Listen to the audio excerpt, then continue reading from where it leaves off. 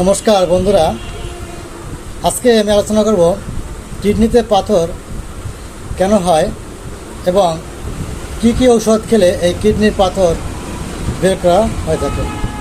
আসুন আমরা সময় নষ্ট না করে মূল আলোচনায় চলে আসি। কিডনির পাথর বা প্রস্রাব পাথর এটি একটি সাধারণ সমস্যা যা অত্যাধিক ক্ষারীয় ও অ্যাসিডিক পদার্থের কারণে সৃষ্টি হয়ে থাকে। হোমিওপ্যাথিতে কিডনি পাথরের জন্য কিছু হোমিও ঔষধ পাওয়া যায়, যে ওষুধগুলো ব্যবহার করার আগে অবশ্যই একজন অভিজ্ঞ হোমিওপ্যাথের সাথে যোগাযোগ করা খুবই গুরুত্বপূর্ণ। কিছু সাধারণ হোমিওপ্যাথিক ঔষধ যা কিডনির পাথরের জন্য খুবই গুরুত্বপূর্ণ। এক, বারবারিস ভালগারিস।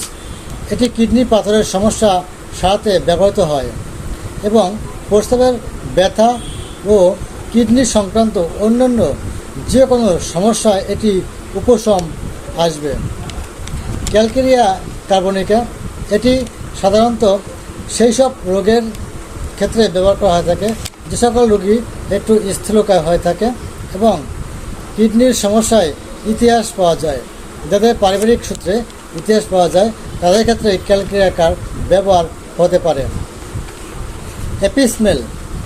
যখন কিডনির পাথরের কারণে প্রস্রাবের জ্বালাপোড়া এবং ব্যথা অনুভব হয়, তখন এটি ব্যবহার করলে সুফল লাভ করা যায়। ক্যান্থারিস। প্রস্রাবের জ্বালাপোড়া প্রতিবন্ধকতা এবং প্রস্রাবের জ্বালাপোড়া সহ ব্যথার উপশম সহায়তা করে। এই যে ঔষধগুলো রয়েছে, এর সাথে আরেকটি ঔষধ রয়েছে নাক্স ভূমিকা, যেটি মানসিক এবং শারীরিক পরিশ্রমের কার্যকর একটি হোমিওপ্যাথিক ঔষধ। যখন আপনি এই ওষুধগুলো ব্যবহার করবেন, তখন অবশ্যই একজন অভিজ্ঞ হোমিওপ্যাথ চিকিৎসকের সাথে পরামর্শ নিয়েই ওষুধগুলো ব্যবহার করা যথাযথ।